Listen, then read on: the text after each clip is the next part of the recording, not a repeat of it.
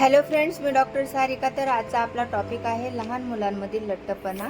त्याची वेगवेगळी काय कारणे आहेत, आपण त्यावर काय उपाय करू शकतो आणि लास्ट म्हटलं तर त्यावर आपण काय होमिओपॅथिक ट्रीटमेंट घेऊ शकतो. तर हे आज आपण पाहणार आहोत. तर त्या अगोदर तुम्हाला माझ्या चॅनलला सबस्क्राईब करायचं आहे, म्हणजे माझे सगळे नोटिफिकेशन तुम्हाला मिळून जातील. लाईक करायचं आहे आणि बेल आयकॉन दाबायचं आहे. तर ओबेसिटी म्हणजेच लठ्ठपणा लहान मुलांमधील याची कारणे. तर फर्स्ट कारण पाहिलं आपण तर जेनेटिक प्रॉब्लेम असतो. जेनेटिक प्रॉब्लेम हा म्हणजे 100% खरा नसतो. सगळं आपल्या लाईफस्टाईलवरती डिपेंड असतं.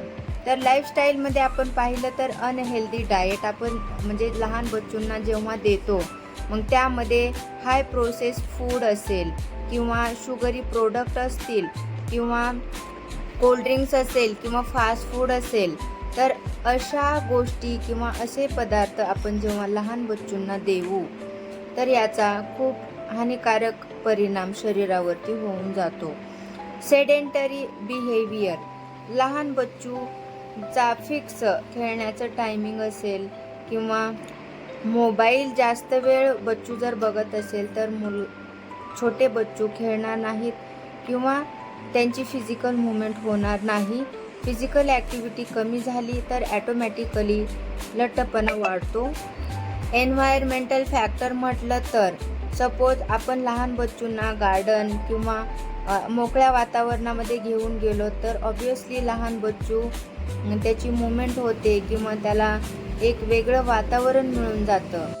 जर बच्चू घरातच बसून असेल किंवा त्याला मोकळ्या वातावरणामध्ये तुम्ही वॉकिंगला नाही घेऊन गेलात तर त्याचासुद्धा त्याच्या शरीरावरती परिणाम होऊन जातो. लहान बच्चूंना तुम्ही लहानपणापासूनच थोडंफार चालण्याची सवय असावी. सोशिओ इकॉनॉमिक फॅक्टर, यामध्ये पाहिलं तर ज्या लोकांचं इन्कम कमी आहे आणि त्यांना हेल्दी फूड त्या बच्चूंना व्यवस्थितरित्या मिळत नाही आणि प्रोसेस फूड किंवा रोड फूड जे जास्त कंजप्शन होत असेल तर अशा छोट्या बच्चूंमध्ये लठ्ठपणा वाढतो. सायकोसोशल फॅक्टर्समध्ये आपण पॉईंट्स जर पाहिले तर त्यामध्ये स्ट्रेस हा खूप डेंजरस आहे. डिप्रेशन, लहान मुलांमध्ये आजकाल डिप्रेशनचं प्रमाण वाढलेलं आहे. इमोशनल फॅक्टर्ससुद्धा आहेत. इमोशनल फॅक्टर्समध्ये सुद्धा बच्चू खूप अवेळी सगळ्या गोष्टी करतात, त्यामुळे सुद्धा लठ्ठपणा किंवा हेल्थ इश्यूज येऊ शकतात. स्लीप पॅटर्न असेल, इनसफिशियंट झोप त्या बच्चूला मिळत असेल किंवा झोपच मिळत नसेल, हा सुद्धा मुद्दा खूप महत्त्वाचा आहे. तर काही बच्चूंना मेडिकेशनसुद्धा चालू असतात, मग त्यामध्ये अँटी डिप्रेसंट असू द्या किंवा स्टेरॉईड असू द्या, याचासुद्धा परिणाम शरीरावरती होतो आणि लठ्ठपणा वाढून जातो. हार्मोनल इम्बॅलन्स असेल तेव्हासुद्धा लठ्ठपणा वाढू शकतो.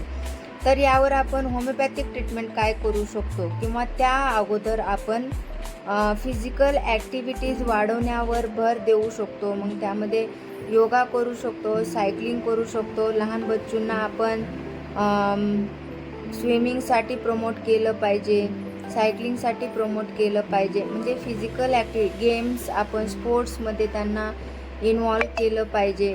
त्या थ्रू बच्चूंचं म्हणजे फिजिकल ॲक्टिव्हिटी वाढायला पाहिजे.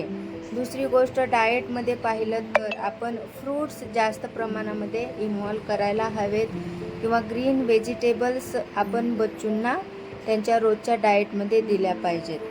तर या आणि लास्ट, जर ती छोटा बच्चू जास्तच ओबेज असेल किंवा अति लठ्ठपणा आलेला असेल तर त्यावर आपण 100% होमिओपॅथिक ट्रीटमेंट घेऊ शकतो.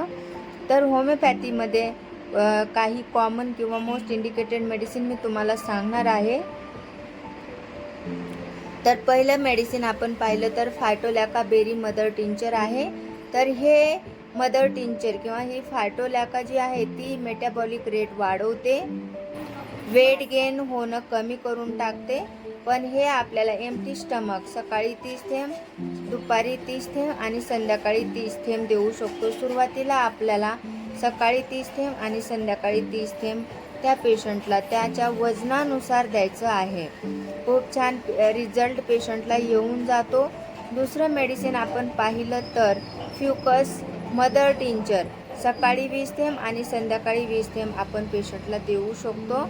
तर खूप छान रिझल्ट पेशंटला येऊन जातो. तर असेच तुम्हाला वेगवेगळे व्हिडिओज वेगवेगळ्या आजारांवर पाहायचे असतील किंवा हेल्दी राहण्यासाठी पाहायचे असतील तर नक्कीच माझ्या व्हिडिओला लाईक करा, माझ्या चॅनलला सबस्क्राईब करा, म्हणजे माझे सगळे नोटिफिकेशन मिळतील.